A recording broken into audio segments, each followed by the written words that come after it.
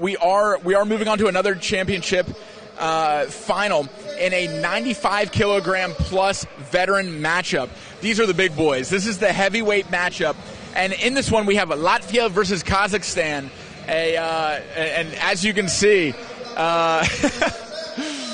we are about to see some big, strong punches.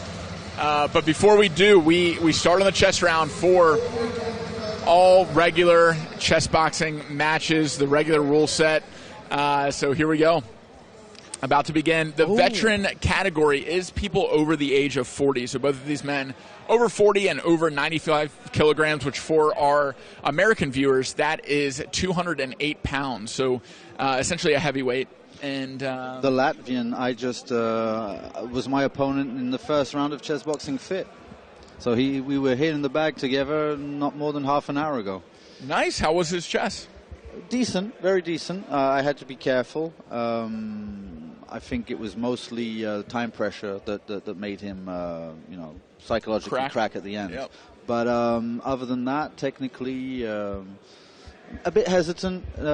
Not so handy with the clock. Probably plays a lot on the internet, So. We have an e4 opening, maybe a French defense coming from the Kazakhstani. Oh, I don't like that. Uh-oh. I do not like that. That's not a move that I would practice. So generally, yeah, when you're going to have a French defense, you're not going to operate in the same manner as if the king's pawn had moved two squares forward, because when that bishop comes out, you're no longer hitting on that weak, vulnerable spot F7, right? That's protected by the king. I know this is a little bit technical, but basically you're hitting against a brick wall there. So this bishop on b3, it seems like it's developed.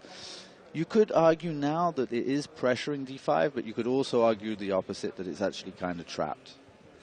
And if that b pawn advances, it's one move away from being trapped. Now the pawn is on d3, not so much, but not a great square for the bishop now, but may come into play later. Indeed. And once again, everything in chess has kind of some reversibility to it. So, what can be your fault at some point can actually turn into a good quality later on in the game. It happens with space. You can take a lot of space and then you can just be overextended at some point. The more pieces you're going to exchange, for example, the more space is actually going to become a burden. But this is technical. This is actually, it happens in war. You never advance too far because your ammunition. You have to go back and forth. So overextension, and there we have it. That bishop does end up getting trapped. The writing was on the wall. But so knight c6. Now, if the rook was on e1, if he'd have done that, he would have got his bishop back. So here we do with an early advantage for black. And now white throwing pieces, trying to stall the inevitability of losing that bishop. I think I would have sacked the knight for the 2 pawns while that queen was lined up with it. And maybe threaten some kind of discovered, attack or something later on. Mm-hmm. Queen f5, okay, that's just basically he's not pressed for time. He does not need to take that bishop. He can, but probably he does because he doesn't want the sack to happen. So I think that he will at some point. He should at least take on a4. He is enjoying about a 30-second time advantage right now. Mm-hmm. But I think that in all cases, not opting to take it yet. Retreating the bishop. Back to the 8th rank. But the Kazakh for the moment has shown very solid chess. He hasn't been making any mistakes. I think that we can't really expect him to. I think he's going to do the job if the way things continue. Yeah, and Sergey finishing the round, advancing into opponent's territory with 2 minor pieces. We'll see how that plays out when we get back to the chess. But before we do, we get to see these two 95 kilogram plus fighters exchange punches. I can't wait to see the boxing on both of these, the Kazakh and the Russian. They look like hard Sorry, men. the Latvian. Ooh, yeah, don't get that wrong. Nope. But they seem very friendly towards each other. They are. Very similar cultures, similar part of the world. may one day be the same country. Who knows? Just Playing kidding. with fire. Just kidding.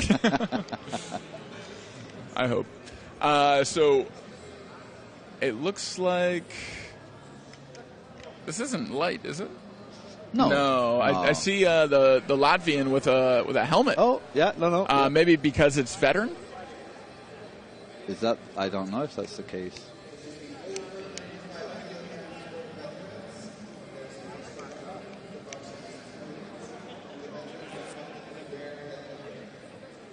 Okay, so they both agreed to wear headgear. So if they want the extra protection, they can have it, especially as veterans over 40. So headgear is coming on.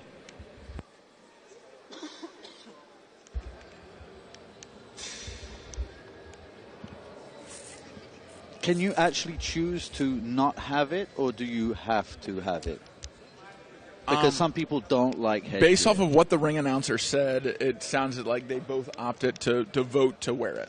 Okay, and so if two fighters would opt to not wear it, they both preferred? I think that the default is they don't wear it. So if one wants to wear it, the other doesn't want to wear it. I think it defaults to not wearing it. Okay. But if they both agree to wear it, then they're on an equal playing field. Let me give you a hypothetical. Let's say you were in a chessboxing light match, right? I don't know when that would happen, but imagine it did. Would you opt for the headgear or not? I'd prefer not. Yeah, I think that's actually quite sensible, personally. But that would only be a preferential thing, you know. Yeah, purely hypothetical. Totally. Mm-hmm. All right, we are taking a little extra time in between rounds to get the gear straight because they are opting to wear these helmets. But I don't think that will change anything about the power of these punches. It still hurts. You still get the head whiplash and everything that comes with power punches to the head. What it saves is cuts to the eye, the very thin skin around the eye. And it saves potential breakages in the nose and the jaw. But there's the first bell. We are underway. We do have two regular fighters, meaning left foot, left hand forward, and right now just feeling each other out, throwing a jab out, getting a sense for distance, seeing what kind of style the opponent has. Big right hook lands to the guard, but pushes Sergey into the ropes.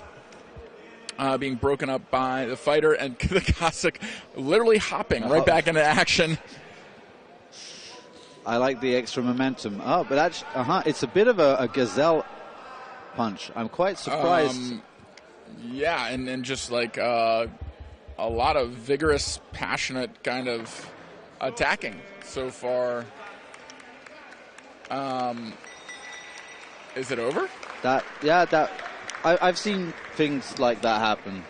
You know, it does from time to time. Maybe, sometimes people want to get in the ring just for a try, and then they say like, okay, if you see that I'm not doing well, I'll just throw in the towel, So he did not want any more of the Kazakh smoke, and he calls it. So no more, no mas from Sergey. Big hug from the Kazakh, who will be winning this 95-plus veteran main event chess boxing final, and thus winning a world championship for Kazakhstan. Congratulations to the fighter, Sayan, and to Kazakhstan, his home country.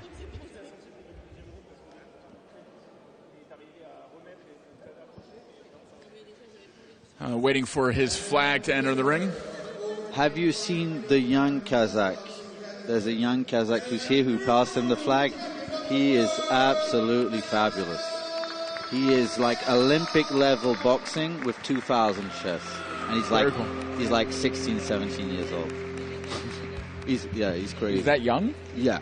Wow. Yeah. Something to look for in the future of chess boxing. Seems like more and more fighters are coming into our community with that kind of build, just an insane amount of martial art experience and very high elo. It's very exciting about the future of chess boxing.